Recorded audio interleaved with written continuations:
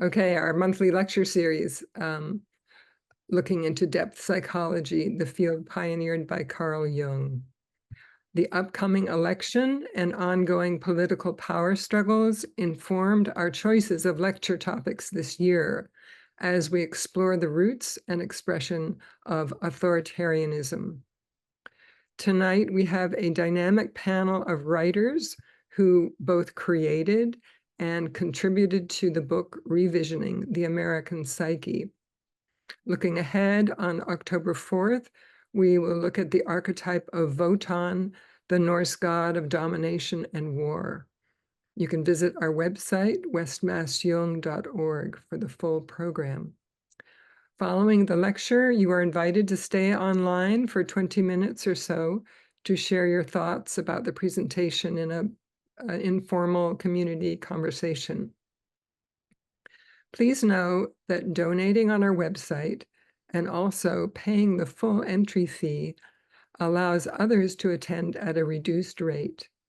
With your help, we are pleased to offer the most generous sliding scale of any Jung association in the country.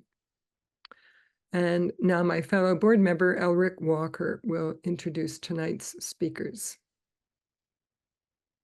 Thank you, Christine. My name is Elric Walker. I am a board member of the Jung Association of Western Massachusetts. I am honored to introduce you tonight to our panel. First up, Ipek Burnett is a Turkish-American author who provides a psychological critique of social, cultural, and political issues. She is the author of A Jungian Inquiry into the American Psyche, The Violence of Innocence. She is the editor of Revisioning the American Psyche, Jungian, Archetypal, and Mythological Reflections. She's also a contributing writer at Counterpunch. In Turkey, she is the author of 2 published novels. She is the chair of Human Rights Watch's San Francisco Executive Committee and serves on the boards of nonprofit organizations and foundations that specialize in social justice, human rights, and democracy. Glen Slater has taught for over 25 years at Pacifica Graduate Institute, where he is currently the associate chair of the Jungian and Archetypal Psychology program. He's written articles and book chapters for Jungian publications, edited the 3rd volume of James Hillman's uniform edition, Senex and Poor, and co-edited the essay collection Varieties of Mythic Experience. His research and writing interests concern Jung and film, the psychology of religion and depth psychology, as well as technology. His book, Jung versus Borg, Finding the Deeply Human in a Post-Human Age, was published in January of 2024. Dennis Patrick Slattery has taught for 58 years, the last 27 years in the Mythological Studies program at Pacifica Graduate Institute in Santa Barbara, California, where he is currently Distinguished Professor Emeritus. He is also a core faculty member at Jung Platform. He is the author, co-author, editor, or co-editor of 33 volumes, including 7 volumes of poetry and 1 co-authored novel. His recent titles include the award-winning Deep Creativity, 7 Ways to Spark Your Creative Spirit, co-authored with Deborah Ann Quibell and Jennifer Leigh Selig, and The Way of Myth, Stories, Subtle Wisdom. His most current book is The Fictions in Our Convictions, Essays on the Cultural Imagination. He has written over 200 articles, book reviews, and op-ed pieces. For 2 years, he taught student inmates in a California prison by mail using Campbell's The Hero with a Thousand Faces. Edward Tick is a great friend of our organization. He is an archetypal psychotherapist, author, educator, and international journey guide, an expert on ancient Greece and the origins of medicine and psychotherapy in the Asclepian tradition. His book, The Practice of Dream Healing, is a modern classic. Director Emeritus of Soldier's Heart Incorporated, he also has pioneered archetypal and culturally based healing with veterans and trauma survivors for over 40 years. In addition to his private practice, Dr. Tick works in Greece, Vietnam, and internationally on holistic and spiritually based healing and the restoration of ancient practices. He has led 20 healing pilgrimages to Greece and 19 to Vietnam. He is the author of 7 previous books, including the award-winning War and the Soul. He uses the Greek tradition extensively in healing, writing, and teaching. So now I'm going to, I believe, turn you over to Ipek Burnett to begin. Thank you. Thank you, Elric. Thank you, Christine. And thank you, Andrew, and everyone who invited us for this evening. We are delighted, I am delighted to be with you all and joined by Glen, Ed, and Dennis to introduce you to Revisioning the American Psyche, Jungian Archetypal and Mythological Reflections. A timely release, I really would like to say, but then again, there is never, ever a bad time to think deeply about the American psyche, because as we know, there's never a shortage of tensions and struggles and contradictions, suffering, whether it's in the Congress or on our national borders, school systems, city sidewalks. So it is my sincere hope that this book, as well as this conversation we're having this evening, can shed light on some of our past and present struggles, and also urge creative, critical new ways of thinking about the consciousness and the unconscious in the United States and perhaps even beyond.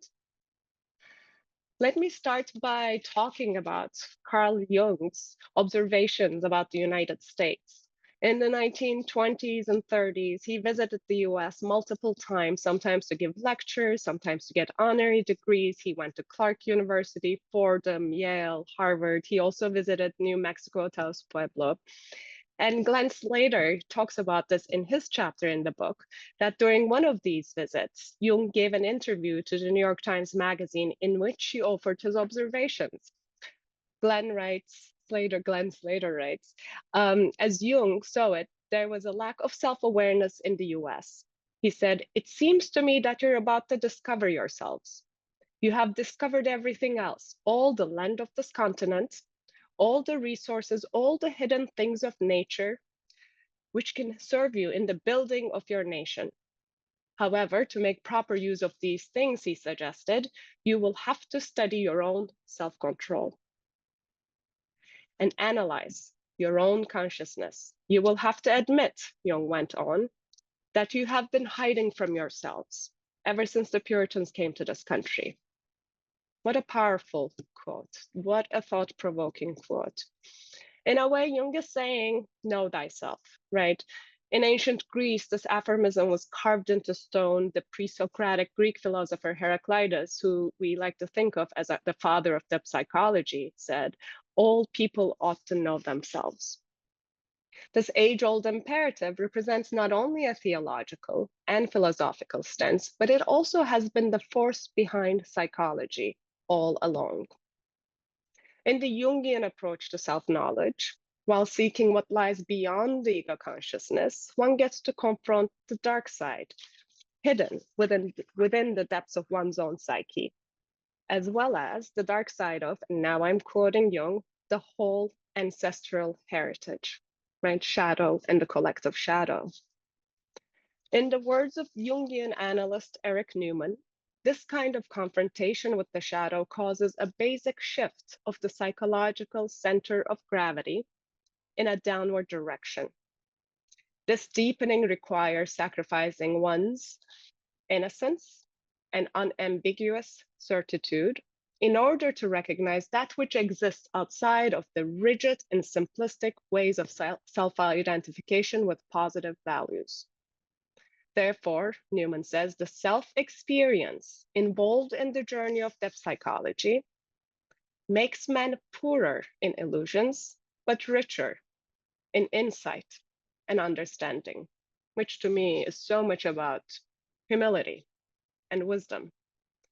Because knowing oneself is not about pride. It's not about having the sense of inflated self-importance.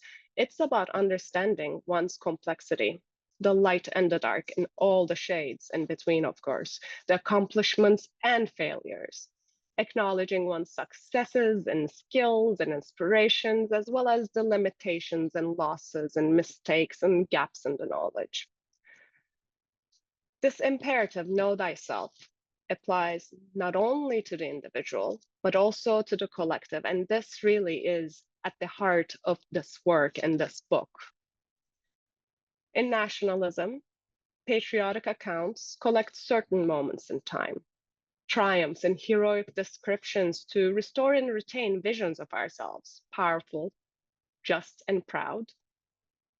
But for every history that is told, there are many that are silenced. There's that dominant narrative, which is told often from the perspective of those in power. And then there are the counter narratives, the counter memories that live on the margins, and they echo the lived experiences of others. And those counter memories, counter narratives, sometimes complicate and sometimes contradict the dominant narrative. Thinking about the United States, this is an idealistic country. It is built on such noble ideals, right? From the very beginning, it was seen as a paradise, a new world for new beginnings, a city upon a hill. The Declaration of Independence talks so eloquently about the self-evident truths of equality, the right to life, liberty, the pursuit of happiness. Then, of course, there's the American dream, the dream of success and social upward mobility and prosperity. And it doesn't stop there within the nation. There's also this idea, almost a divine mission, to bring freedom and democracy to all the countries, all the people, all around. But are these ideals narratives absolute? We look and see what lies in their shadow, and what do we see? We see land theft, we see slavery, we see genocide. We see endless wars, torture chambers. We see mass incarceration, immigrant detention centers, racism, xenophobia, sexism, corruption, so much corruption, corporate corruption, political corruption, income inequality, environmental destruction. We look at the society, to the individuals, and there's reckless materialism, addictions of all sorts, alcohol, drugs, technology. And then, of course, there is gun violence, right? Mass shootings, so much violence.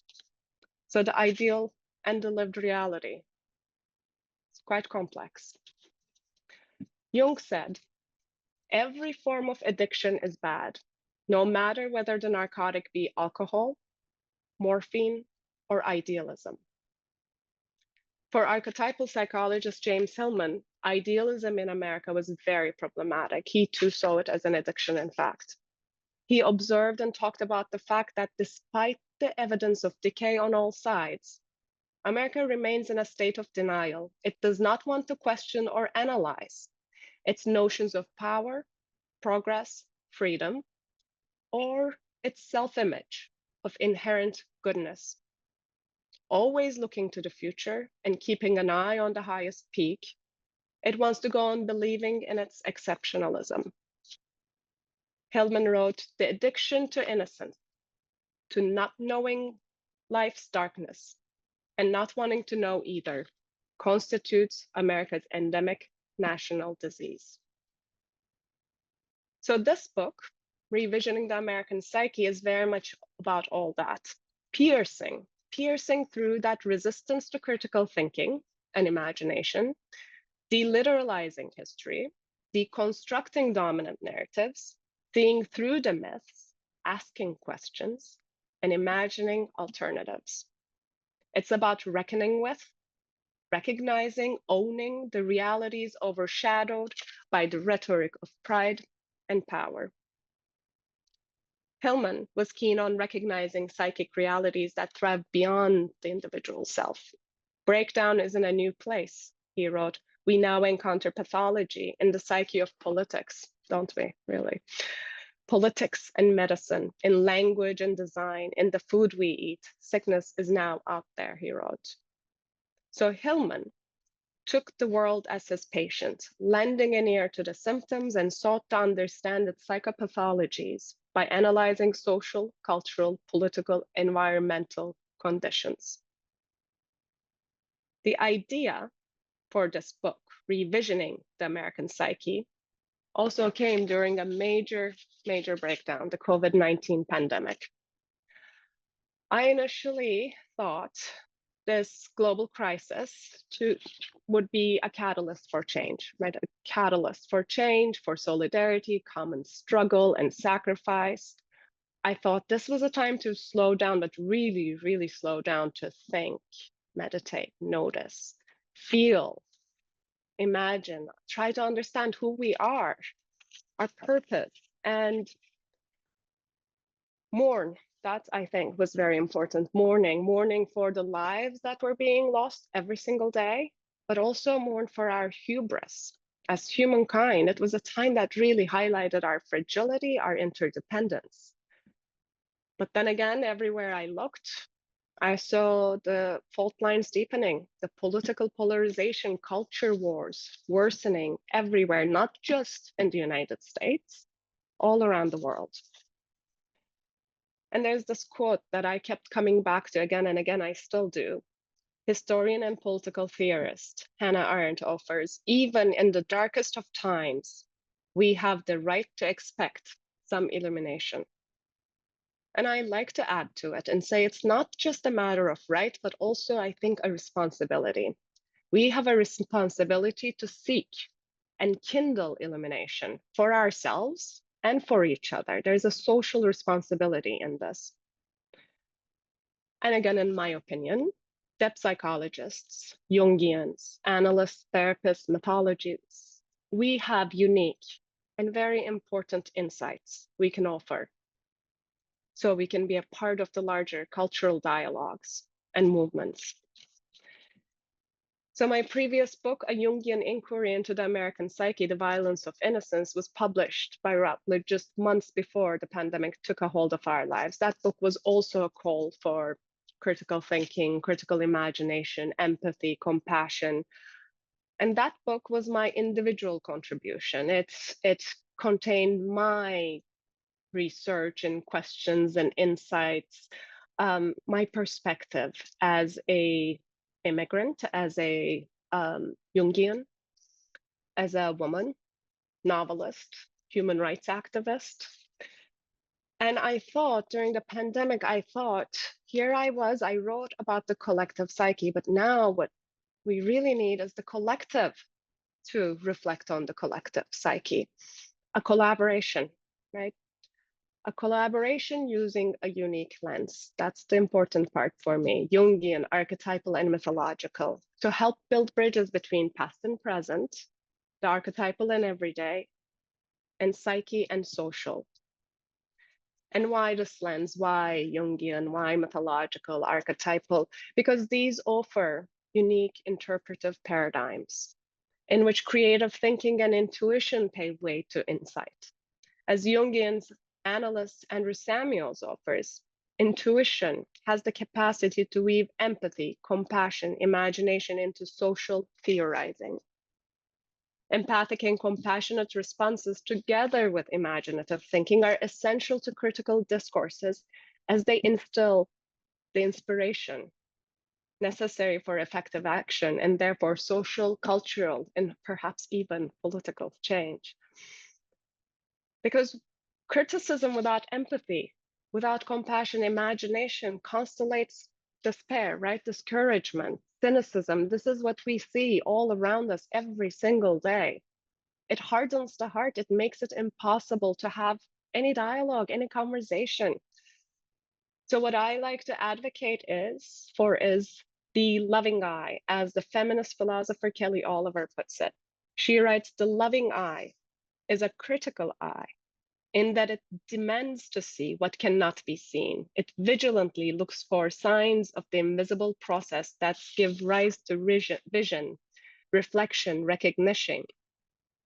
It's sort of what a therapist does, right? The loving eye understands relatedness and interdependence.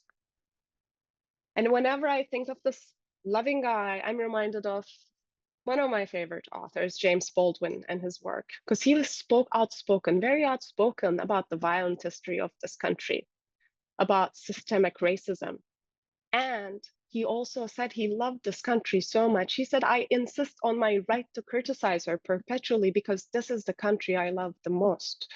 So for him, he expected better. He knew this country could do better. And when we look around, we know there's so much resilience, right? So much diversity, so much courage and determination in this nation, innovation, imagination. So there's all these resources.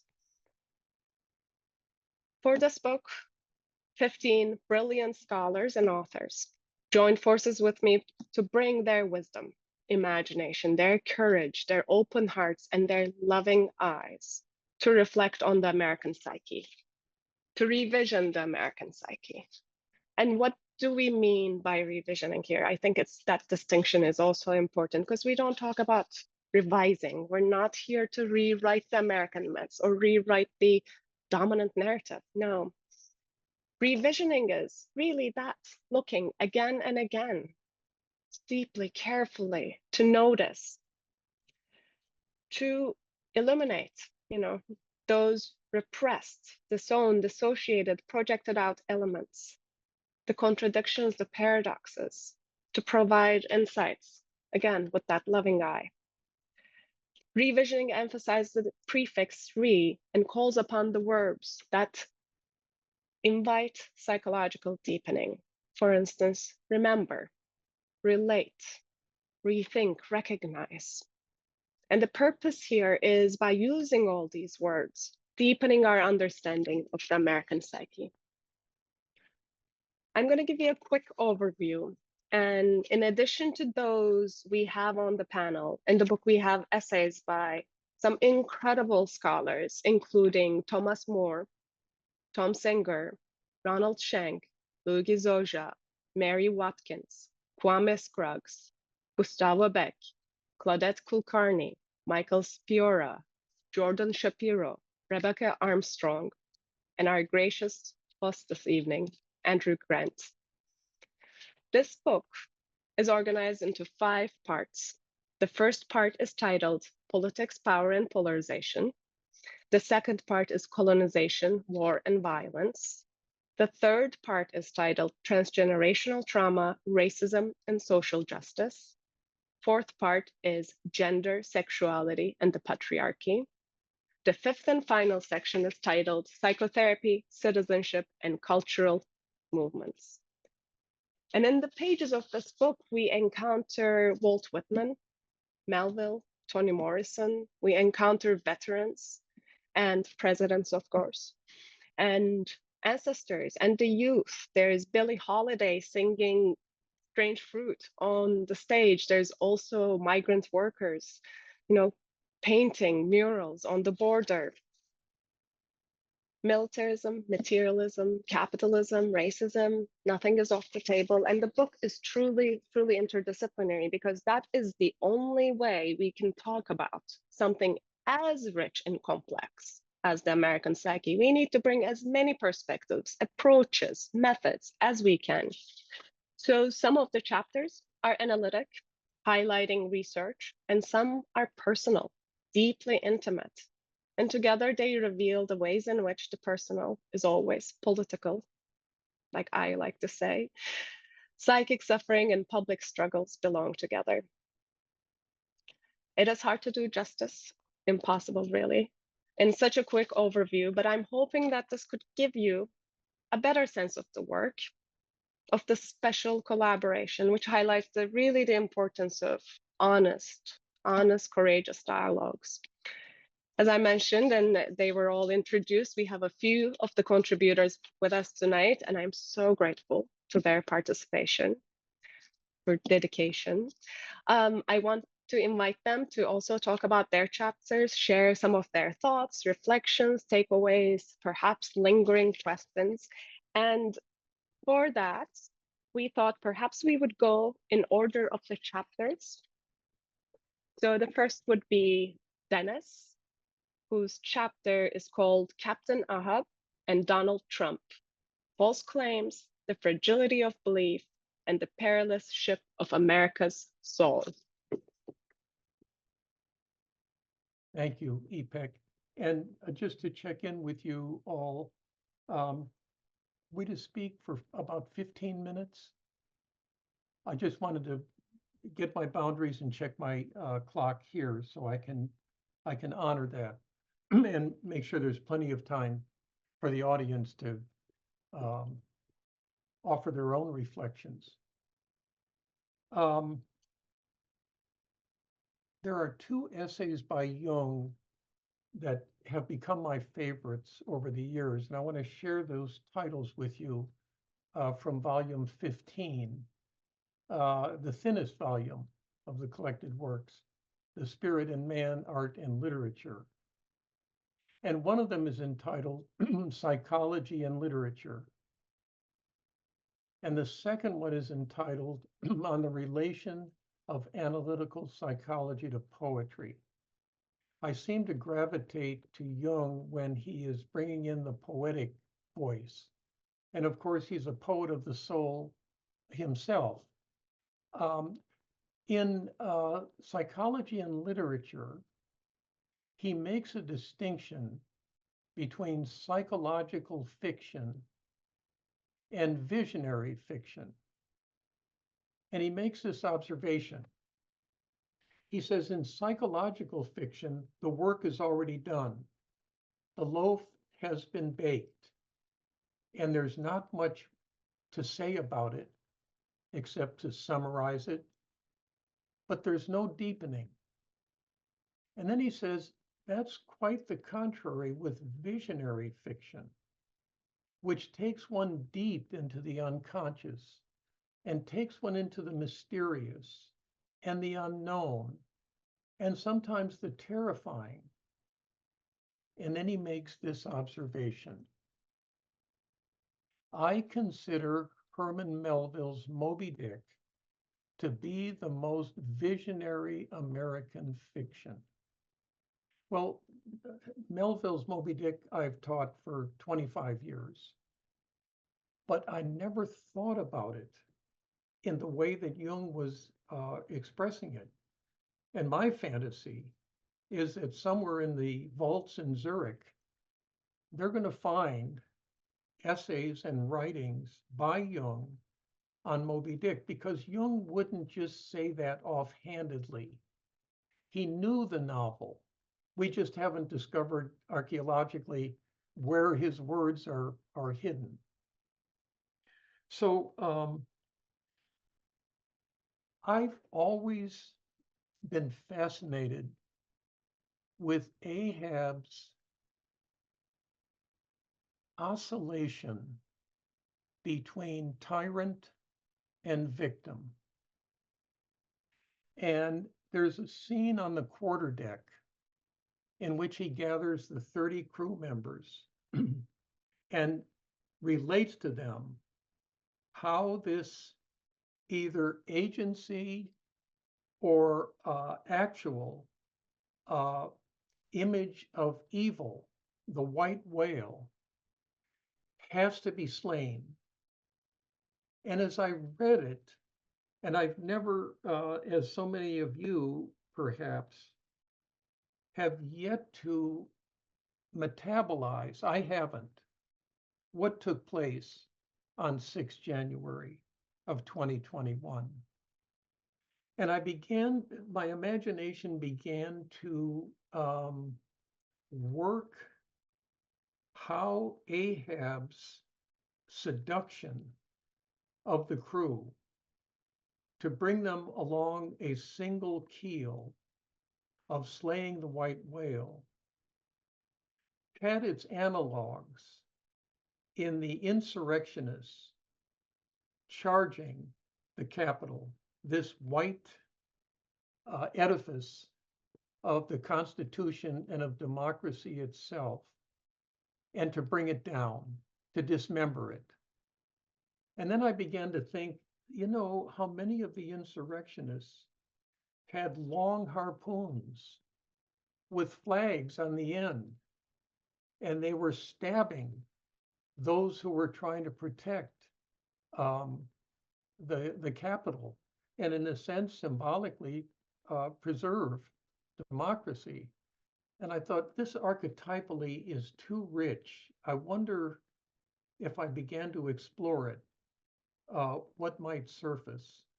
So that was my contribution, to play with Melville's work, which was published in 1851, when he was unbelievably only 32 years of age.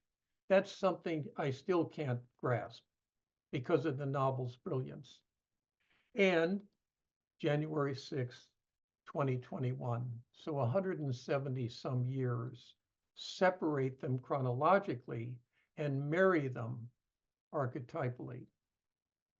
So there's so many things to say about this relationship, but I think I want to read a passage in my article that's Ishmael's speaking about Ahab. And let me just find here, 54. I thought maybe I would read one or two passages if there's time, and I'll just keep my eye on the clock as well.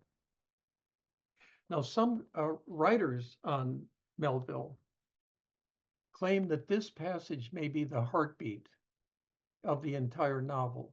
And I tend to agree with it, except that I think if I were making the choice, I would choose Ahab's speech on the quarterdeck, which is ontological, metaphysical, and a deep, wounded set of words in which Ahab tries to convey his own dismemberment.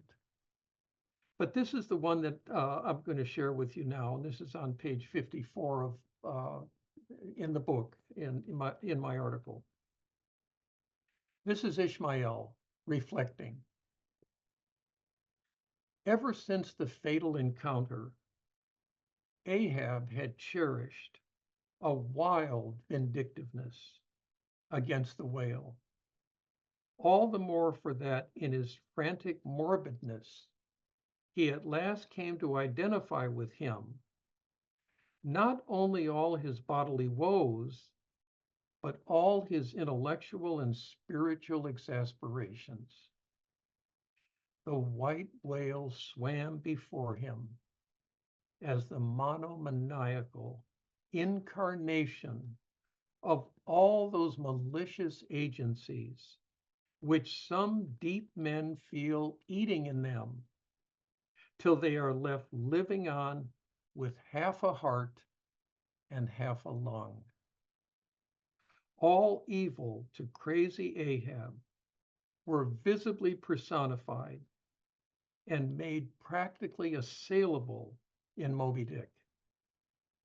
He piled upon the whale's white hump the sum of all the general rage and hate felt by his whole race from Adam down.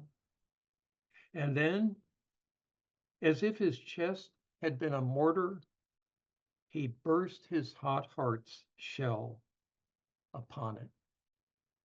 So the deep ontological wound that Ahab experiences is reflected in some level, although I've got to be careful here because there's something grand and beautiful in Ahab's tragic character.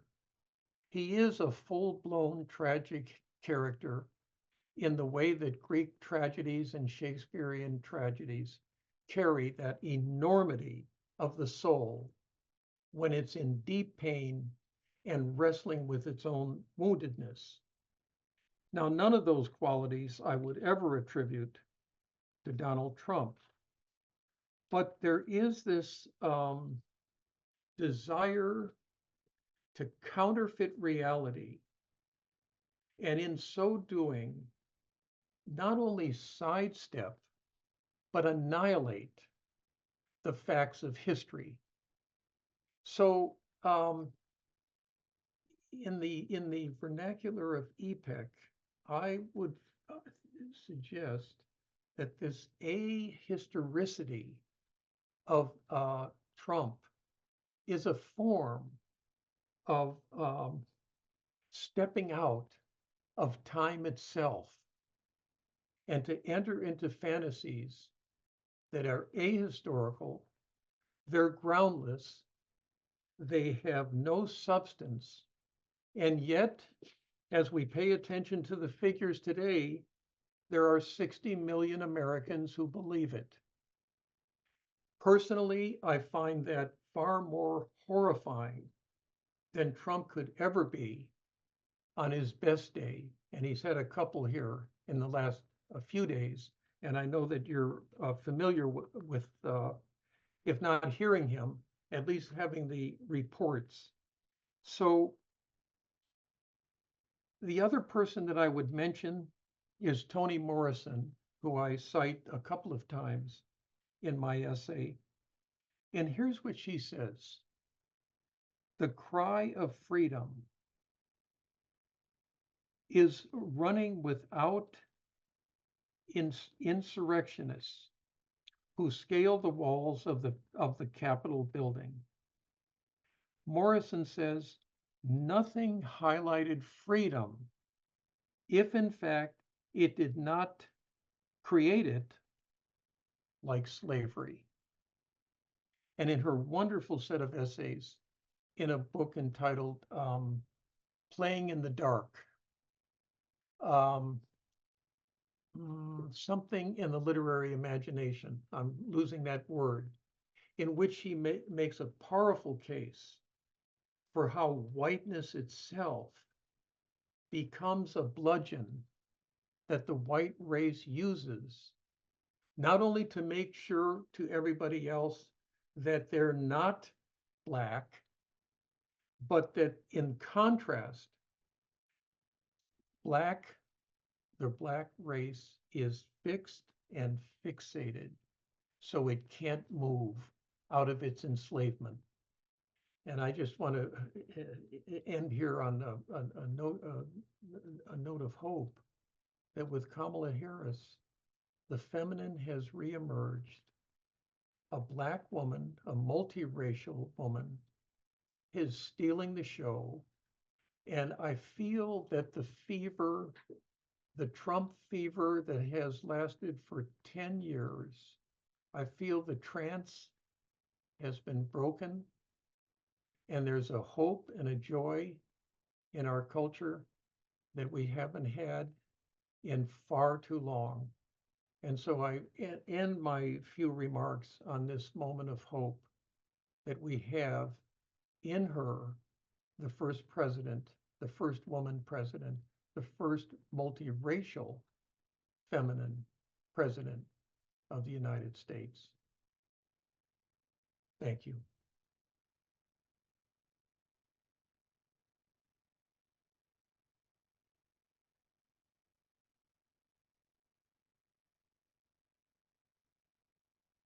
Thank you so much, Dennis. And now we will turn to Glen Slater, whose essay, whose chapter here is called Frontierism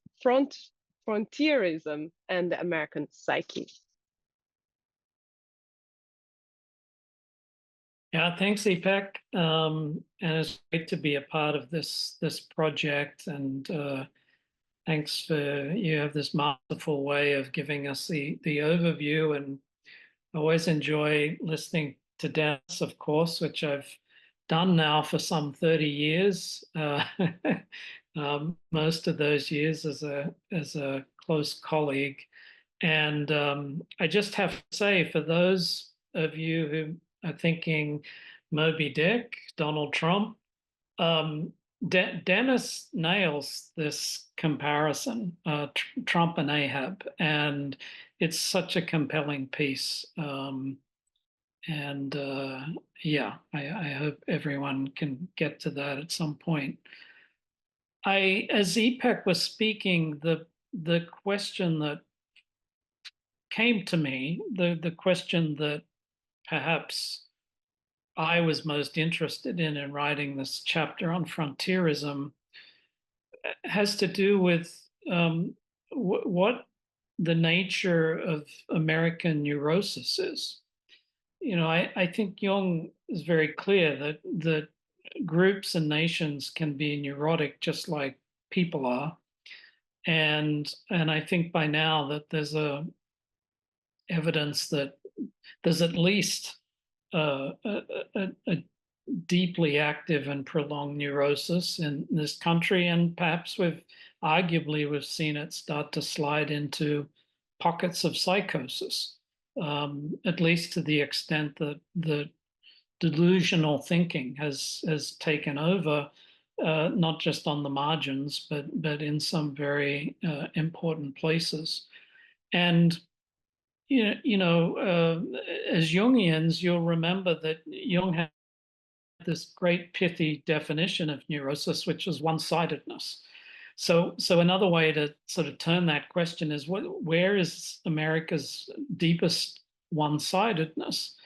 And I think that is what my essay aimed to explore, because I would suggest that a lot of that one-sidedness comes from the frontierism that dominates the American character. And of course, I'm not the first person to name this or to talk about it, describe it. The idea goes back to Frederick Jackson Turner, historian, the late 19th century. And it's been talked about in many different ways by cultural commentators. But I think bringing a Jungian eye to this it helps us understand where all of that shadow stuff comes from, or at least what sustains the American shadow. And I think, and I put forward the case in this essay, that it largely comes from the way America has always looked to the New World, has embraced notions like manifest destiny, has felt that its way of life and vision of reality is something to share and even impress upon the rest of the world. So we could say that, geographically, the movement west, the coming to the New World, the movement across the country, and coming to the West Coast, where there is still this idea of great opportunity, the edge of thinking that goes on in California, both in technology, in things like the New Age and entertainment. I mean, in many respects, the trends of the world are created in this thin strip down the West Coast of America, and they reverberate all the way back. And of course, there's something very enticing and very creative about all of that. The sense of opportunity, prosperity, progress, all of these things. But we know that each of those, and Ipek mentioned the idealism that colors the American character, all of these things throw a giant shadow.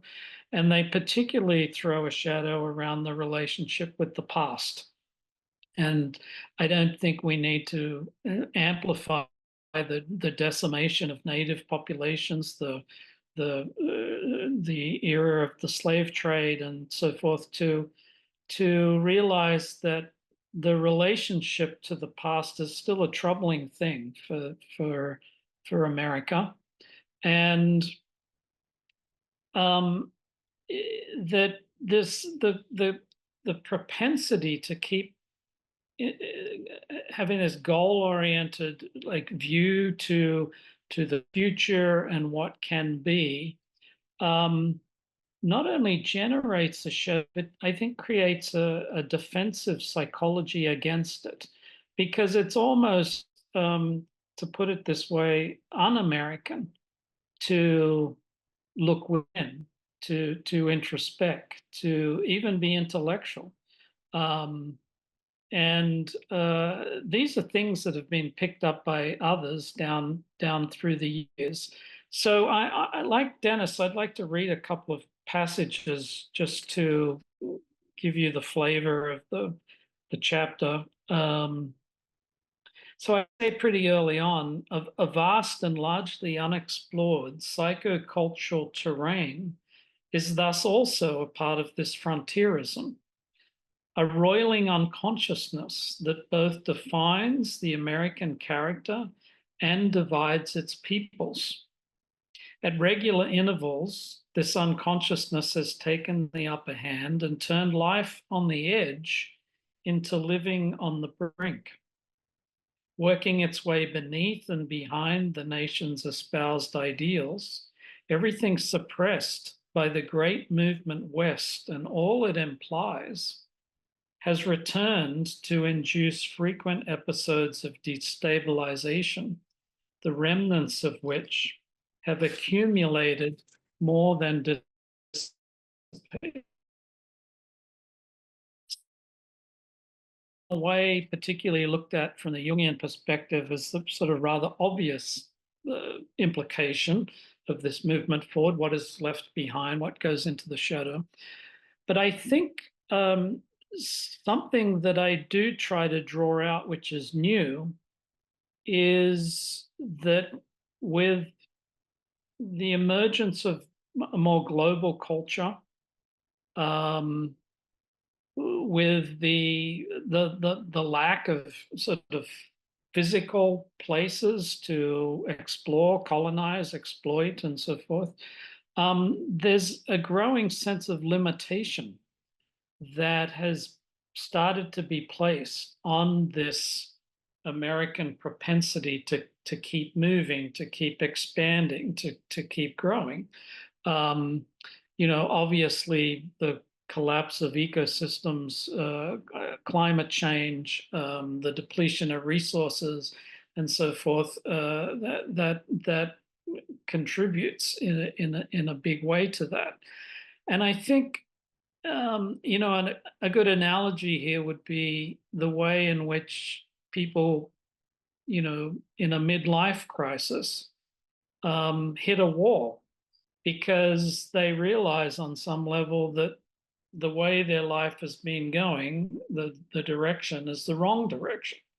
And they may not know straight away what the right direction is. And, Jung would say that sometimes the psyche withdraws libido.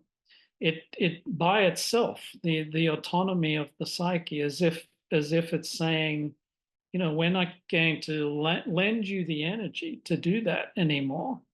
And I suspect that America itself is having something of this experience, that at least in a kind of absolute way, it no longer works to keep moving forward. We have to turn back, and we have to figure out a way to look within. Now, one of the implications of that withdrawal of libido is it doesn't just go into a vacuum. As Jung understood it, it activates the unconscious. So we would expect that under these circumstances, the shadow is not just there, but it's also right wanting to come into consciousness, and if we deny it, that awareness, it's can of course come out in projection. So I say something about this too. The American psyche thus finds itself sandwiched between the obstacles and limitations confronting its constant forward striving on the one side, and the unconscious and semi-conscious territory this striving has put aside on the other. A crisis of identity is the result, in which socio-political events unfolding over the past decade appear to underscore. In his book of the same title, the historian Greg Grandin has argued we may be facing what he calls the end of the myth, and contends phenomena such as Trumpism are exploiting this perilous situation. If it is to avoid the pathways of denial or escape that are gathering around these new circumstances, and instead come to terms with itself, America will need to engage a process of self-reflection and create institutions dedicated to such reflection. Yet even if its ingrained tendencies can finally be redirected and the nation can avoid imploding in the face of inner and outer pressures, this reflective process and institutional change will likely take generations and the embrace of an altogether new paradigm of knowledge. A present and future period of prolonged liminality and deep restructuring is the way Murray Stein has described this. So they're the two pieces that really set up the chapter. One could argue that if this is a neurosis, to follow the Jungian perspective, there must be a complex involved. Perhaps the complex has to do with the frontierism itself. And we know about complexes, they have kind of historical roots, but they also have an archetype somewhere in the back. And I think we could argue that there is an American God image in the back of this frontierism. And it's there already in the idea of manifest destiny, that this way of being American is blessed by God, that God has sort of given this people a certain kind of opportunity, and it's there in the image of the new Eden. So I think that that's an important thing to consider, and of course psychologically that would be what kind of coalesces or anchors the complex and why there's so much resistance. So in the time I have remaining, I just want to mention two things that I bring in to amplify these ideas. One is I've taken from the writer Richard Hofstadter, who wrote a very powerful and influential essay, one of the few essays of such a degree of influence in political science that comes from a depth psychological place, an essay called The Paranoid Style in American Politics. And this explains a great deal about what we see going on today. And of course, when you have this roiling unconscious in the background, and as Ipek pointed out, describing what Jung and also Alexis de Tocqueville, the great French cultural anthropologists, I guess we'd call him these days, discovered in the 19th century about the American character. He's the one that talked about American individualism so powerfully for the first time, and also the anti-intellectualism of America. He said that America was, it was the most unphilosophical nation that he had ever come across. So the combination of this really deep dark shadow and the inability to look within,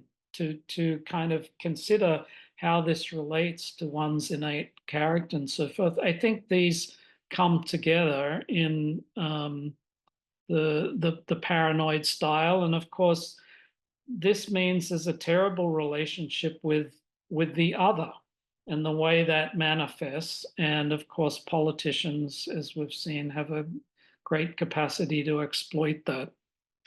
And finally, I'll mention, because it's a bridge to what I've just spent a decade working on, the book that I just wrote this year, but I also tap into this a little bit at the end of my essay on frontierism, which is the new frontier. And of course, that new frontier, given the earth, in a sense, one could say, has been westernized, if not Americanized. That new frontier has a lot to do with the post-human and where technology may be taking us. And there too, we find a kind of escapism, I think, a propensity to want to keep going beyond ourselves, to keep expanding, augmenting, rather than to know ourselves better and to perhaps deepen into our human nature and come to terms with the complexities of that. So basically, what I've tried to do in this chapter is to take the idea of frontierism, look at it from the depth psychological point of view, draw out some of these themes and dynamics that I've mentioned, and hopefully offer a little way into this complex, into this neurosis. But of course, time will tell. So thank you. Thank you, Glenn. You have given us so much to think about in this chapter and even in this last 15 minutes. Thank you. And now we will turn to Ipek, whose essay is called The American Way of War, another timely and timeless chapter. Thank you, Ipek, and thank you, Dennis and Glenn, for being wonderful friends and colleagues in this work. And I affirm the importance of this volume and the depth to which Ipek has gathered us so that we have these piercing examinations of the American psyche from so many different dimensions. My chapter is called The American Way of War, and some of you out there who know my work know that I've been working with our military and veterans since the end of the Vietnam War. And to my warrior brothers who are here tonight, thank you, bless you. We're doing this work together. Some of them are in our audience, so I'm honored that they've come. I want to quickly connect my comments about the American way of war to what Dennis and Glenn have just shared in a few ways. Glenn's really potent observation that there is an American God or God archetype is accurate, and it drives us all. And the warriors I work with are like the crew on the Pequod that Dennis is teaching us about. They have to be on the mission. They have to follow Ahab. They have to follow the orders unto their doom. So Dennis taught us about the captain, and I'm going to be talking about the warriors, the veterans, the crew, who do serve the American God that Glenn was talking about. And in addition, they are the ones who are charged by our form of society with practicing and enforcing that frontierism that Glen is teaching us about and warning us about. So with just that brief connection, I want to begin with two stories, one from very recent wars and one from the first war on this continent. In my work with our modern veterans, in one group session I was running for Marine veterans of the Afghanistan war, one veteran named Michael showed up with a picture from one of our movies. And you probably all remember this. A significant American myth from the cinema was Dances with Wolves. Remember that in Dances with Wolves, there was Dunbar, the Union officer, was traumatized and went to serve on the frontier. Here we are in frontierism again. Get away from the war and see if you can get to a place of innocence and natural beauty and safety. Well, it's not only that. So we have Dunbar, the version of the American warrior, and then there's the Native American shaman, wind in his hair. And these two are important contrasts that show the different sides of the American warrior archetype. Well, there are some beautiful shots of the two of them on horseback next to each other. Our Afghanistan Marine, who had pretty severe PTSD, came in with a blow-up of that picture, the two of them. And he said to the group, "Help me, help me. I wanted to go to war and serve in the American military as this one," and he pointed to the shaman, to wind in his hair. "But in the American military, I was made into this one." He pointed to Dunbar. So I'm going to come back to this story. That's from one of our most recent wars. Now let's turn back, and many of us here tonight live here in the Massachusetts Pioneer Valley, so some of us know this history, but for those who don't, and even for all of us who do, I want to just review it. The first American war happened here. Very briefly, if you remember, well, there were European intruders before the Pilgrims, and native peoples were taken captive and sold into slavery in the Caribbean and in Europe, even before the Pilgrims arrived. When the Pilgrims arrived in December 1616, we have the myth of the first Thanksgiving. The first encounter was 1 month later in January 1617, and it was a violent encounter between the Pilgrims and the natives. The Pilgrims landed on Wampanoag land that had been theirs for 10,000 years and wanted it. Over the next decade, many more ships arrived. By 1630, there were over 1,000 refugees. Many or most were prisoners of war, petty criminals, the impoverished and the unwanted. People were thrown into debtor's prison, and it was population cleansing in Europe and economic exploitation. So that all led to the first American War, which was not the French and Indian War and not the Revolution. It was the so-called King Philip's War, which was 1675 to 1678. That was the most, in terms of percentage of the populations, that was the deadliest war in all of American history. More people killed compared to the numbers of people here than any other war. So what was going on, and why are these two important to compare and contrast? Well, first of all, war and warriorhood are archetypes. And we all remember archetypes are universally recurring patterns and rules built into the psyche, built into the cosmos, and recur throughout history. So war and warriorhood are as well. And Heraclitus, whom Ipek beautifully referenced earlier, also said, war is father and king of all. And he said, war and Zeus are the same thing. We have to really realize and contend with the degree to which strife and violence are built into the cosmos and we replicate it. So warrior as an archetype manifests throughout time, throughout history in different cultures. And we really have samurai, Native American warriors, special forces, Minutemen. They're all versions of the warrior archetype manifested by a culture in that time and place in history.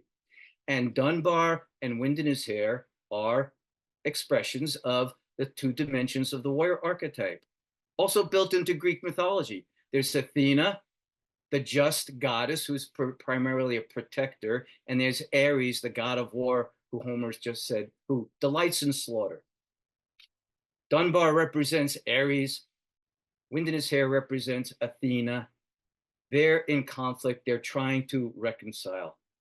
So all this is built into world mythology and replicated in the American experience.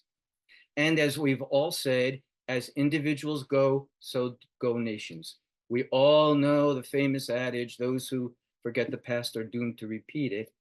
Well, the American way of war is psycho-socially, culturally, archetypally, a repetition compulsion of our birth trauma. The way the Europeans arrived, the way they exploited the land and the native peoples, the way they went to war against it all, brought diseases, defoliated the land, committed genocide. We have been doing that as our way of war around the world ever since. So ever since the first Europeans arrived, we have been reenacting the American birth trauma of how the first Europeans came here and what they did. So in all of our wars, our American wars are characterized by violence, aggression, where we seek to possess lands and resources of other people. As Glenn was pointing out, it replicates the frontier myth, displace the other people and take the land for ourselves. And we have endless expansion as we have an endless military budget, and we endlessly impose this on the rest of the world. We demonize and dehumanize the other. In Vietnam, Vietnamese territory was called Indian country. We were still fighting the frontier myth over there in Southeast Asia. We exterminated other people, practiced genocide, slaughtered the innocents. We could go on and on. The code word waste them was used in Vietnam. We are a consumer culture, and the way we fight our wars also is as a consumer culture, wasting people, wasting resources, wasting the land, as if we had eternal resources and could always spend them in this way in order to continue to expand our territory and our dominance and focus on our power. So my essay in Ipek's important book covers this in depth and extensively, and not only with great respect to our teachers and elders in the tradition, but veterans.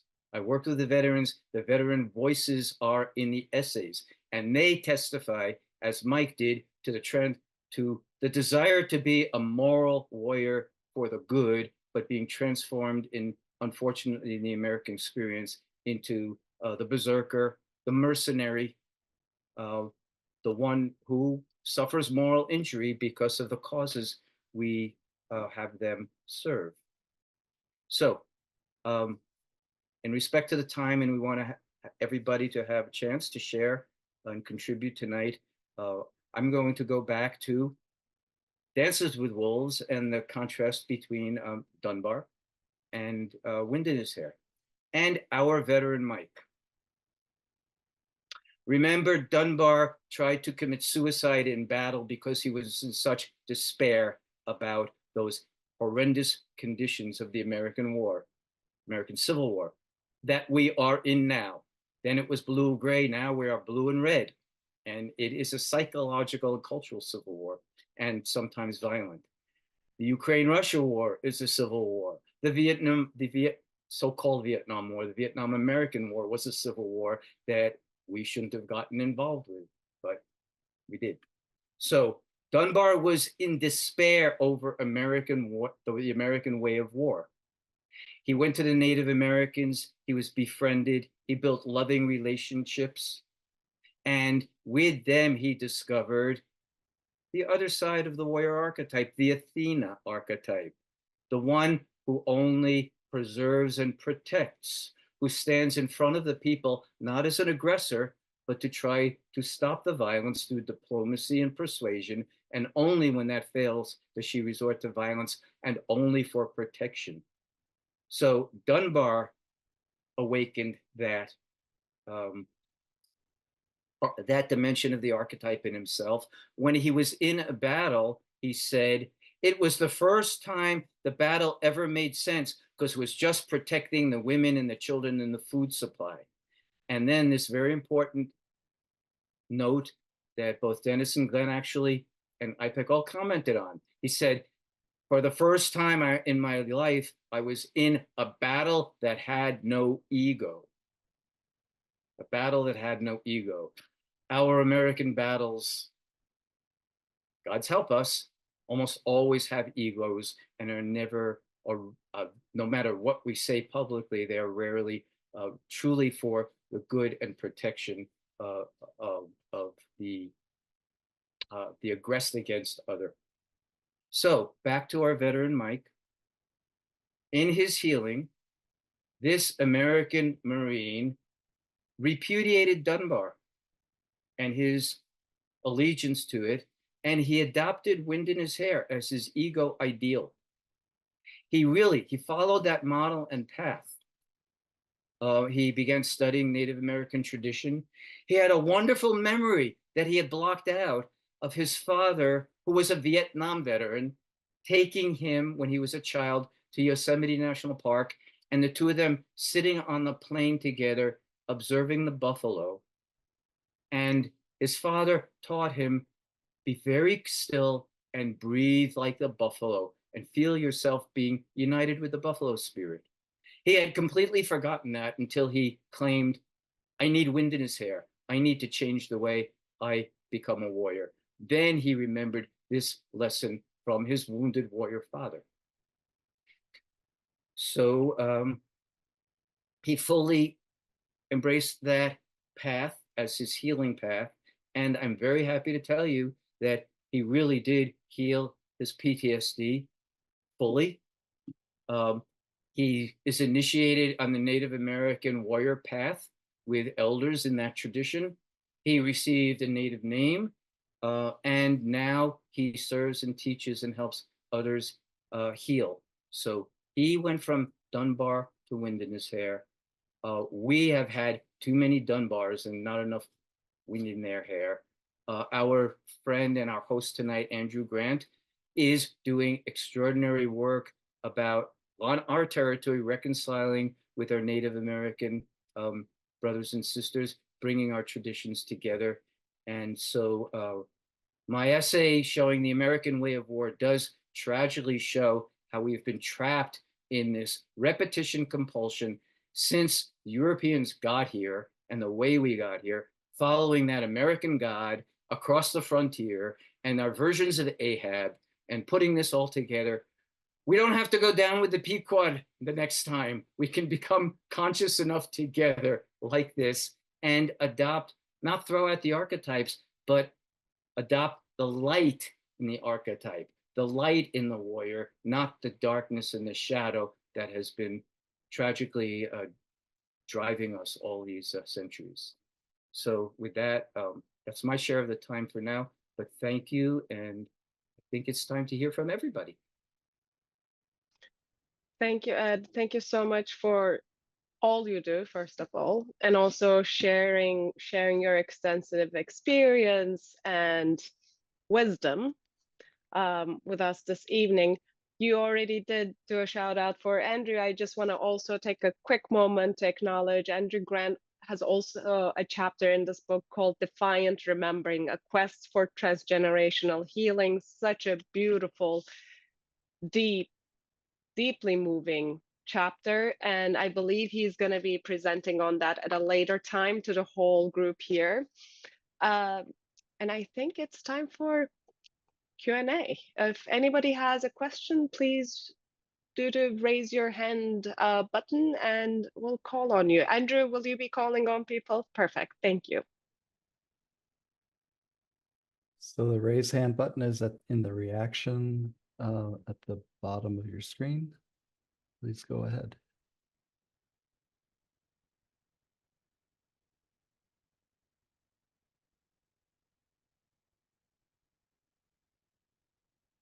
It's not working now.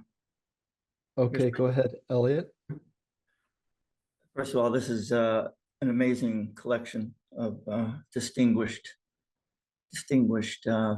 thinkers, writers. I was very, very anxious to just sit and listen, and I was grateful that Ipek had taken us into the political, into the social, into that realm where Jungian psychology tends to focus on more abstract and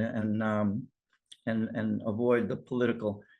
The political is what I have spent a lot of time indulging in. And in the 60s, we had a what we thought was a political revolution. Our generation was filled with visionaries, not of the type of thinking about what might, what was or what might be, but actual visionaries that worked with mysticism and magic and archetypes in that sense in order to shift. I've read a book a few years ago by Robert Elwell called The Politics of Myth on Jung and Eliade and that period of time where myth in the 20s and 30s was embraced by people like Spengler, I think, and others, who to use as a way of shifting and revisioning and creating a new culture, a new civilization, or unfortunately, a lot of it was used by the Nazis, which got a lot of the Eliade and a lot of those in trouble afterwards. But the concept itself is a scary one. It's an actual using the archetypes in order to shift things. And if we talk about archetypes, I was grateful that we talked about war and the basis, the history, right from the start of the slaughter and the war of expansion, which is one of the things that is in our shadow, is that we are an empire and that we have always been an empire. And then there are dynamics and archetypes within that empire. And the god of war, as Hillman pointed out, Ares, is always on the battlefield. But one of the major archetypes with the Christian Puritans that came over and Judeo-Christianity, which has become evident and manifest in the Israeli slaughter in Gaza, is Satan. There's nothing you can say, but it's satanic, is what's going on there. And what's going on in Washington, which is taking that, is fostering and excusing and embracing that Satanism. When we talk about the shadow, this is a shadow that goes along, as Jung had said, with the duality of the psyche. You can't talk about God without talking about Satan. They come together, according to Jung. And we have always shoved it down and presented ourselves as the all good, the Christian nation, without realizing that that satanic element is there and has been there. And now the ruling class, it seems, in this country, the rulers who are the intelligence community, the intelligence community, the oligarchs, they have embraced that satanic part of themselves, shadow, without question, and they are trying to keep that from the public. And in that regard, we can't talk about going further or recognizing the shadow if you have this propaganda industry, this disinformation or this information control industry, the industrial complex, information industrial complex or censorship industrial complex that is bent on keeping Americans in the dream, in the fantasy, in the grip of unconsciousness. What do you say about all that? That's my question.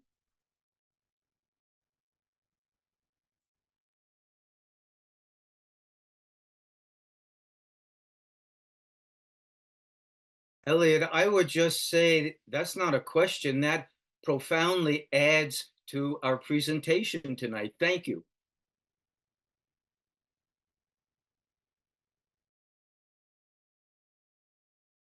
Yeah, I do think the Christian piece is important here. It tends to bolster the idealism and the one-sided turn to the light. And I think we've got to pay attention to the particular style of American evangelical Christianity in its kind of literal and in many ways extroverted emphasis. The biggest churches in the country preach what's called the prosperity gospel, which is really a fusion of evangelical Christianity and capitalism and frontierism. So I think it's really interesting to think about the part that's played in that, and what I am particularly curious about and would like to develop at one point. I don't think many people talk about this, because it's a more of a psychoanalytic than a Jungian notion, is the defense mechanisms. The ego operates defending itself against the pressures of the unconscious and shadow through denial, rationalization, splitting and projection, which has been a big one in the socio-political climate. All of these things to prevent the experience of inner conflict, which of course is where self-reflection, resides. And so I think there's a kind of configuration that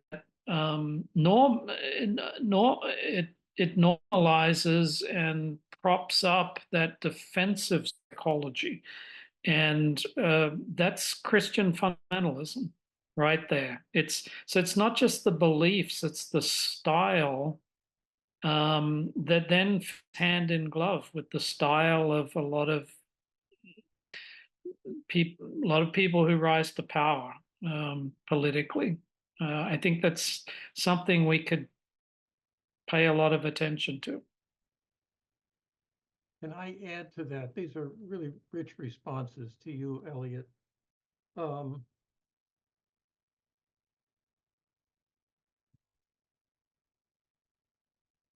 It's just been in the last 2 years that my wife and I have gone back. We're Roman Catholic, but we've gone back to Sunday Mass, and much hasn't changed. I think there are openings, less speaking from the pulpit about guilt and shame, and more language of mercy, communal involvement, kindness. So there's a sea change that's taking place. I mean, I'm using a very small sample. Our parish here in New Braunfels, Texas, but it doesn't feel as ideologically fixed as it has been for us in the past. There's something organic entering. There's less shame calling and more on kindness. So it feels like the Father up here demanding certain things from us down here, which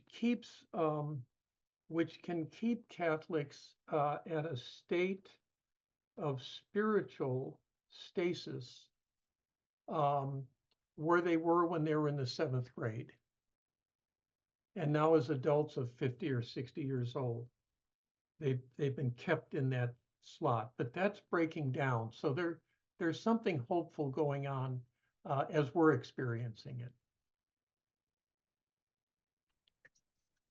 Thank you, Dennis. Elliot, that was a very rich question and commentary. So thank you so much. A few things I want to add to.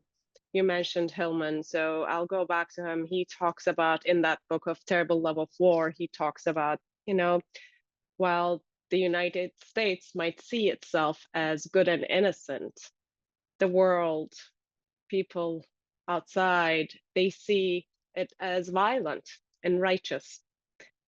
And this innocence, I'm going to go back to this idea of innocence, American innocence, which really fascinates me. And I'm not going to necessarily, I did not grow up here and I did not grow up with the Christian tradition, so I cannot talk too much to that religion part. However, this idea of American innocence, to wanting to go back, you know, the Eden, to go back to the paradise. And when we talk about that, the fall is also a part of that myth, right? And with the fall, there's the experience and the learning. And what happens with American innocence, to me, what's really fascinating is I read so much about it, there's so many times in the American history where people have claimed this is the loss of American innocence. America lost this innocence. And this is, you know, when Robert J. Kennedy was shot, it is Vietnam, it is 9/11. Again and again, after 9/11, President Bush said, why do they hate us? So we're such good people. So there's this not understanding the bigger context. And then even Biden, right after the insurrection on January 6th, he said those scenes at the Capitol do not reflect us. They do not reflect America. And there they were, all these angry people, racist, white supremacists, and that's also part of this country. We can't do the true America and the false America. They all belong. They all belong. So it is I think it's so much about that, being able to hold all of that, not just the minute we say we're all inherently good and, you know, discard the dark shadow. Of course, it just comes back to haunt again and again. Every time we are caught unaware with shock. So Thank you, Elliot. Go ahead, Christine.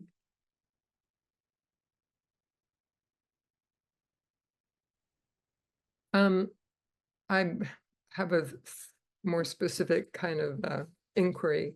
So, Elliot, I want to make sure that you felt your questions were addressed. Is there more that you had wanted to ask, or?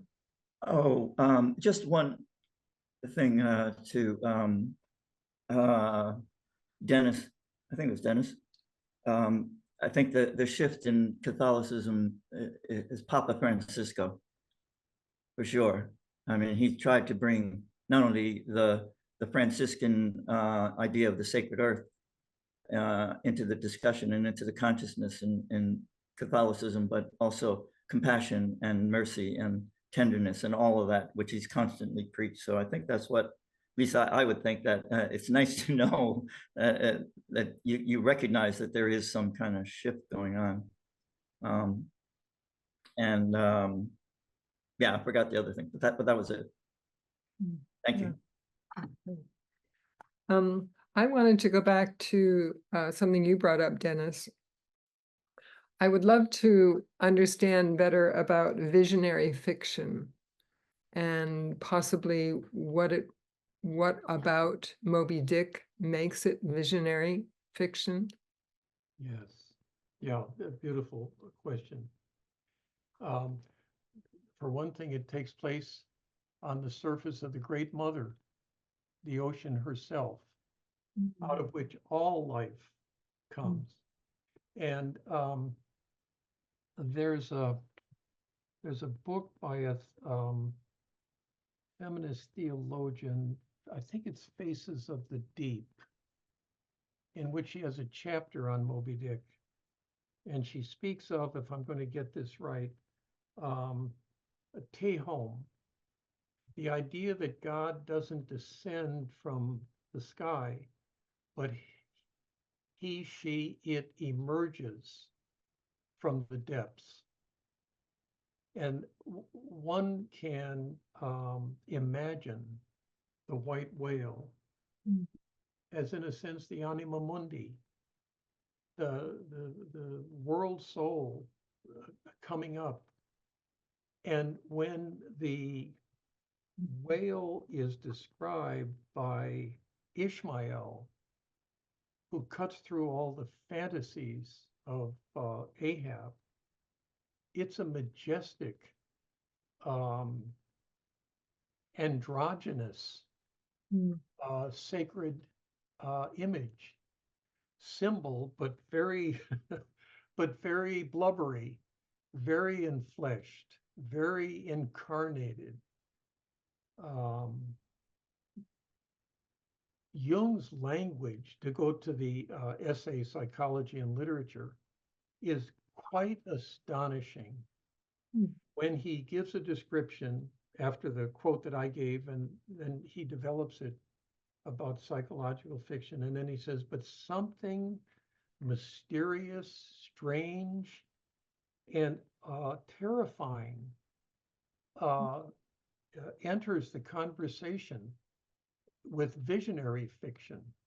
And he names Goethe, he names Dante, and it's almost as if, this is my experience that I'm recollecting now that you've kind of opened that essay back up for me a little bit,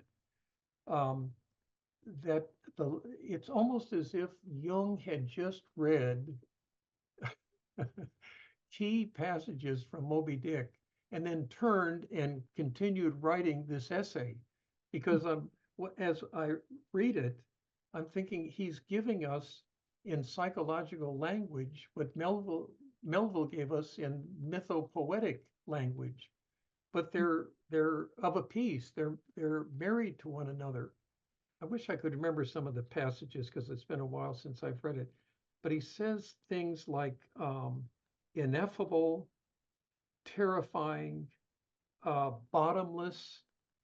It freezes the soul when one enters that visionary, and I would call it a visionary interactive field. And I use that term, a field of influence, in speaking about Ahab and Trump in my chapter. There's something deeply activated, the archetypal realm, the mythopoetic realm, and one is taken over in visionary fiction. And if one allows oneself to yield to it, it starts to open up places in the reader. This has been my experience, and I know others of you have had experience in a piece of music or artwork, or but for me, it's that poetic realm that, and I want to use a word that is not used very much anymore, mimesis, that wonderful term that Aristotle gave voice to in the Poetics, in which something is not Xeroxed, but it's represented on a deeper register that the soul responds to. And if I could give a visual, it's like the plot of a story, and I'm keeping Moby Dick in mind, answers questions of who, what, when, and where. But the why of it is taking place on a deeper level, below the level of the plot. And Aristotle used the word action. In mimesis, there's an action of the soul that resonates by means of the plot that got us down to that deeper level. I'm hoping this makes sense, because I'm bringing back up Aristotle's sense of mimesis, which I think is part of visionary fiction. I find this so rich. Thank you. And I see some other questioners, so we'll move on. Yeah, thanks, Christine. Wonderful.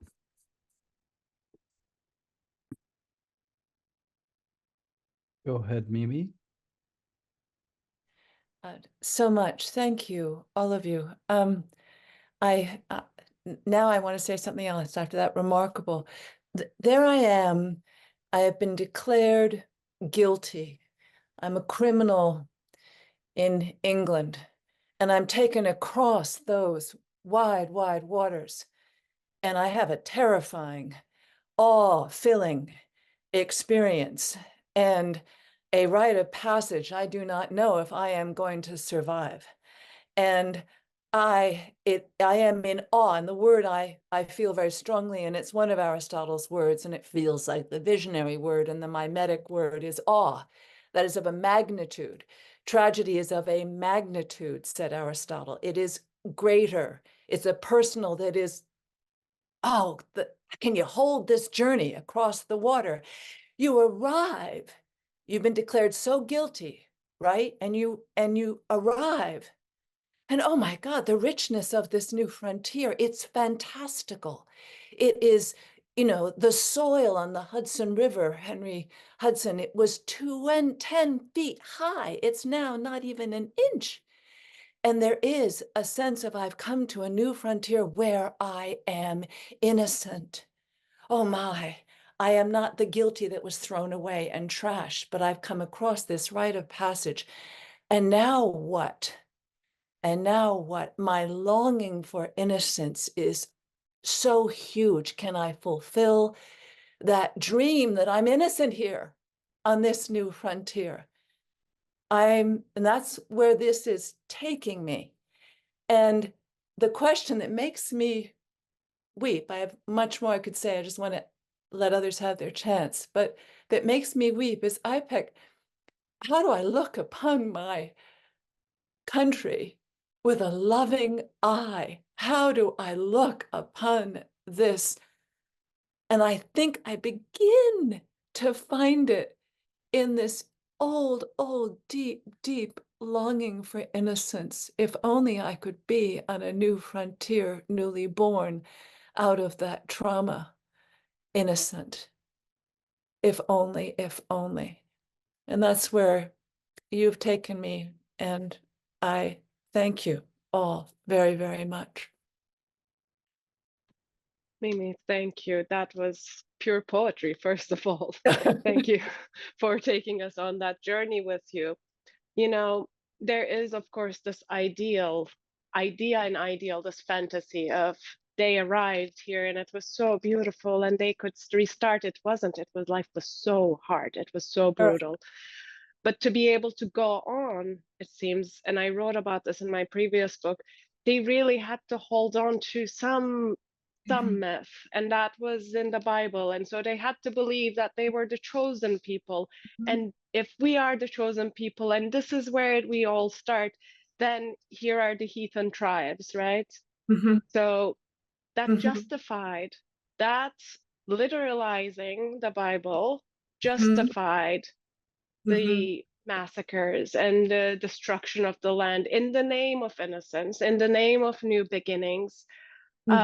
So much violence, and in that sense, a righteous violence, of course, which is so heartbreaking to think, right?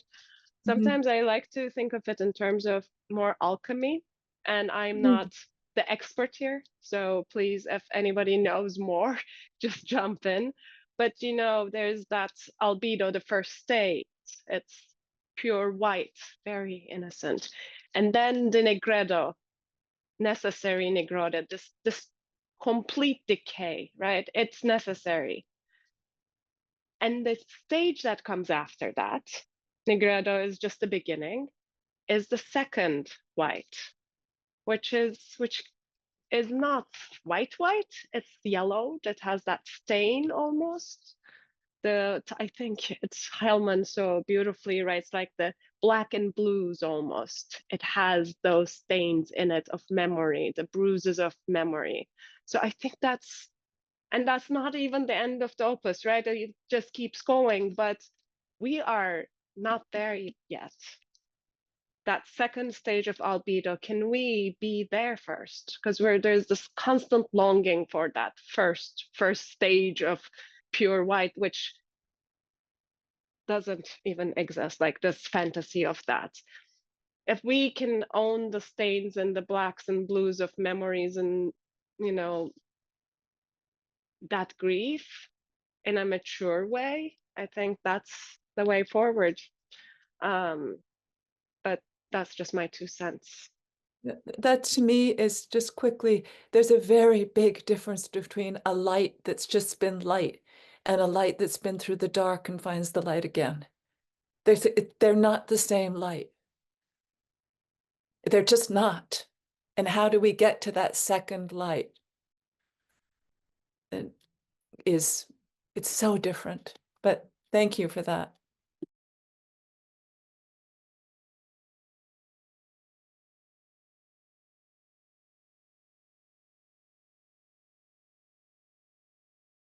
Mimi, are you complete? Thank you so much. Go ahead, Anne. Yes, just adding a cultural timeline in here. This came up when someone mentioned Kennedy's assassination and a kind of, whoa, this doesn't happen on this soil, or this doesn't happen to us. I was remembering an earlier one. I was born in 43, so I was primarily in school in my 50s, in elementary school and in high school, and I grew up in Ohio. So I remember the time when that first sense that we were not all pure came into our consciousness, and that was when we were spying on Russia. We didn't do that, and I can't remember the name of that plane. What was the plane? They used something, or does anyone remember from that period? They were supposedly spying. It was U2, I thought that, and then I U2, thought Gary Powers. yeah, and that's something we didn't do, and I remember feeling very ashamed because the whole mantra then was God approved of us. My parents weren't religious, but this was the whole school system and the whole culture there, is we were the ones who were on the good side. And yeah, just reflective there. It's an amazing presentation. Thank you.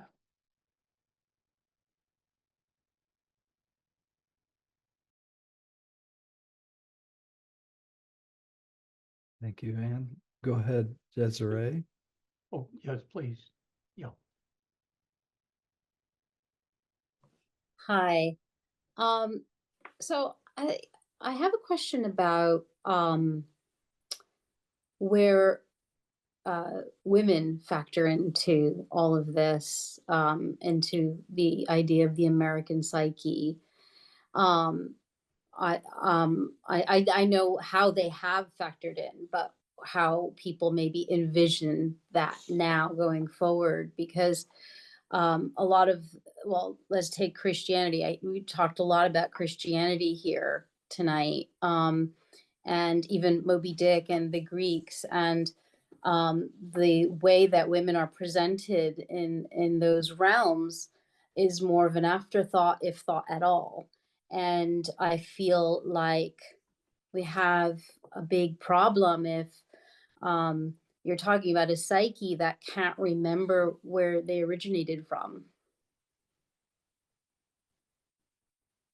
So I just put that out there. Where do women fit in? Thank you. What a powerful and important point. Thank you so much for bringing that in.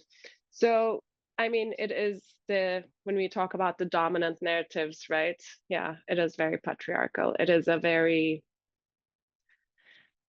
very white. It is what it is. And personally, when I talk about the American psyche, my understanding of the American psyche, some people have asked me, so is the American psyche these myths, Manifest Destiny and American Dream and, the frontier?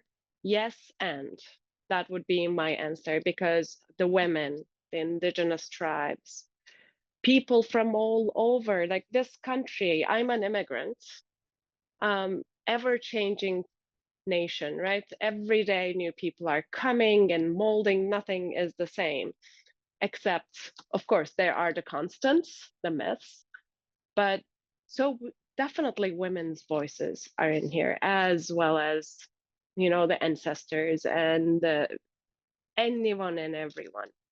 However, it is more in the margins. And how do we amplify those perspectives, those myths, the ideas and ideals and the values of those of us who are more in the margins? How do we bring them in and shift that, disrupt in a way the dominant narrative? That's what I wrestle with. I don't have an answer. It's something I wrestle with. That's probably why I wanted to also work on this book, honestly. It's a part of the work, and I would love to hear from everyone else too. Yeah, I have a tangential thought, but it seems to me relevant. I was thinking through some of the last exchanges, the degree to which the cultural stories, the great stories, Dennis talked about Moby Dick, the literature, the art, it's so much in America about initiation. And yet the American psyche is uninitiated. It's if we think about, you know, the hero and the hero cycle, and Hillman in particular would love to compare American psychology with the hero myth, but he was really talking about the uninitiated hero, the hero that hasn't been to the underworld, the hero who hasn't had an experience of that really feminine realm, an appreciation for mystery, for the earth, and I just think that there would be more feeling for women sociologically if we had a psychology of initiation, and so I do hope that there's a cultural shift in that way, that somehow we can connect the great artistic vision with the psyche. But I think that goes back to our capacity for self-reflection somehow. So anyway, that would be my thought here.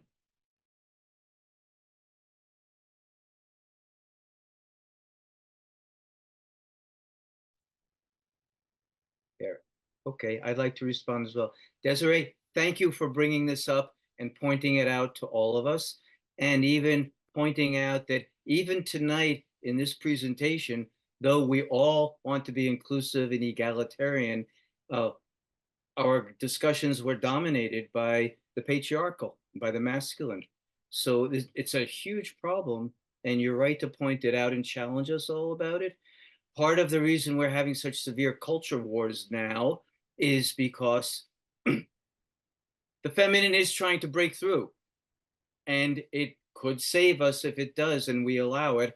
And the old patriarchal masculine is doing everything it can to resist that and continue to repress the feminine. We have been so dominated by the patriarchal that it's as if we are only animus, and anima has been almost squeezed out of existence, but she won't go down quietly, thank the goddess. And so I'm with you, we're all with you in bringing the feminine back, and recognizing the feminine archetypal, and recognizing that we have been dominated by a male white patriarchal narrative here, but there are so many other stories like yours. There are so many, and Ipek's, so many really important stories about women arriving to restore the exhausted male psyche that is still trying to do its business in the old way that doesn't work anymore. And so here we are at this huge cusp, and we hope transformation of culture rather than its destruction. So thank you for pointing it out and challenging us to serve that.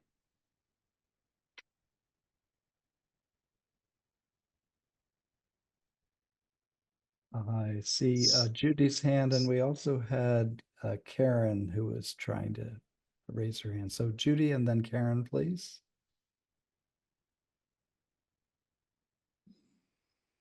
Oh, Wow, I don't have a specific question, more a reflection, and I have got this experience of, through this evening, of the American Psyche in the consulting room, and what would you do? what I'm not an analyst, I'm an analysand, but what would you do? And you know, if indeed it's such a wounded, that's a partial view, and I appreciate the more recent mentioning of this vibrant and ever-changing population. And there's the Republican nominee for who was our president. So this deep, and if leaders are reflections of the psyche, so this deeply wounded psyche, and what would you do with that that patient, that client in the consulting room? And then I was thinking about the withdrawal, Glenn, the withdrawal of energy, because the soul of that psyche, that, or the, you know, is like enough, and what that means in a midlife crisis, what happens in a midlife crisis of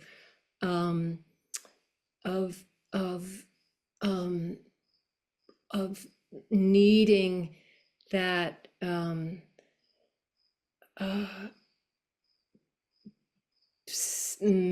initiation of that comes from, you know, comes unbidden, unasked for, perhaps, and then how tonight we're being really un-American, if you will, counterculture, by reflecting on our psyche. And that in itself, just being here in that, in this experience of saying, oh, wait a minute, what is going on here? So that's just very powerful.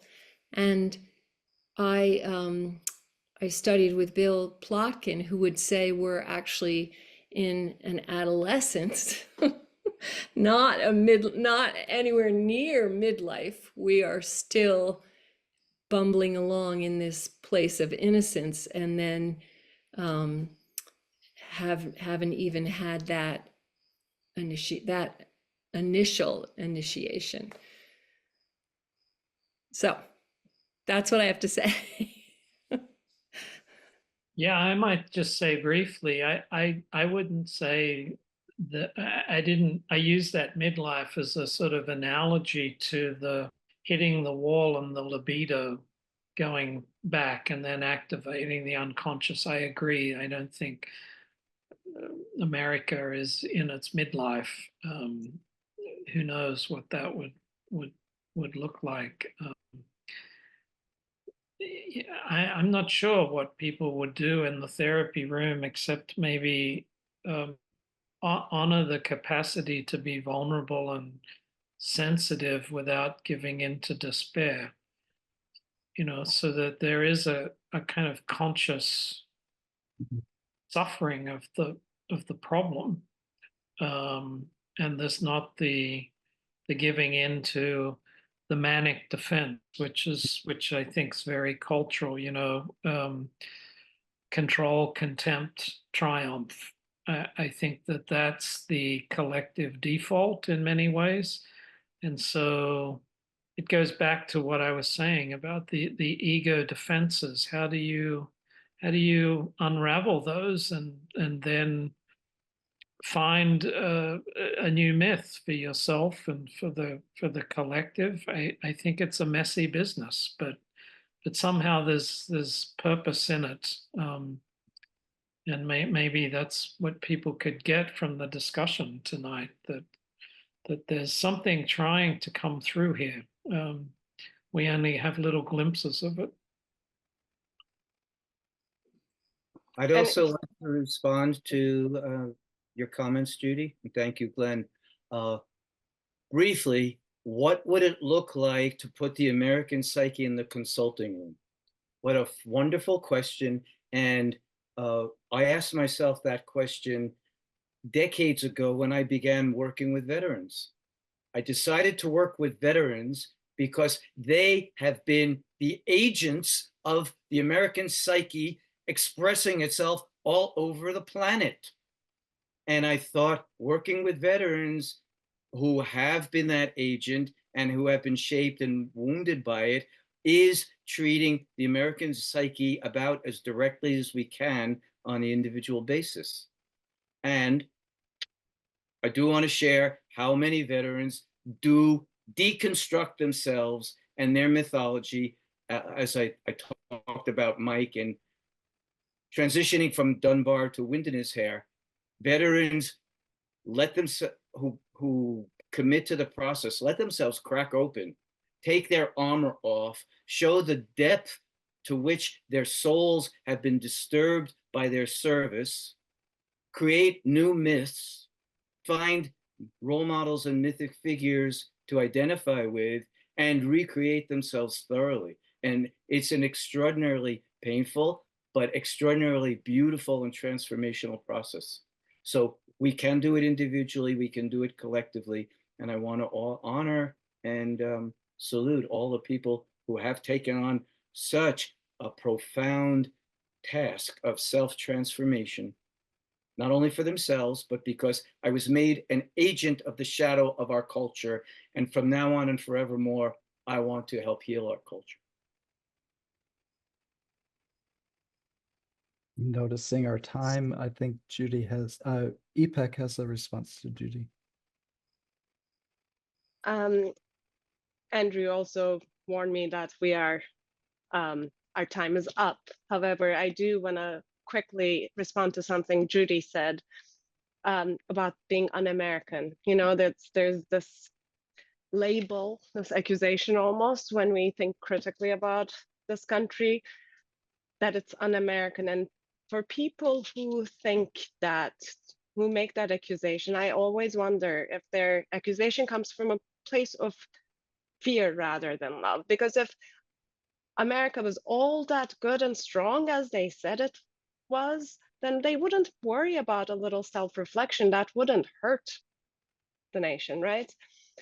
So it comes from fear, in my opinion. And this kind of conversation, again, to me, comes from love, because, you know, we think about a relationship. You sit with someone you love, and you love them with all their quirkiness, right? All their mistakes and failures. And you see that in them, and you love them not despite, but with all of those qualities. And if we didn't, if we just thought the person was perfect, then it would be an fantasy, an ideal. And it would, you know, put them on the pedestal so they can just fall and crack. So something so much about love when we talk about these, engage in these courageous, difficult conversations. I feel like it is about seeing, trying, working so hard to see the whole, wrestling with it. So I just wanted to say that, and then I'm going to turn it back over to Andrew.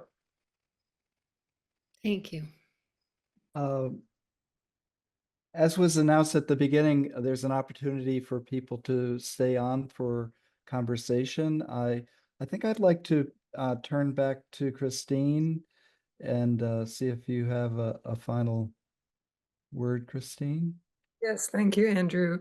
Let me, on behalf of the board and our entire audience, I want to especially thank the four of you this evening for what has been an extraordinarily rich and thought-provoking presentation. I took notes, and I will have much to reflect upon and consider.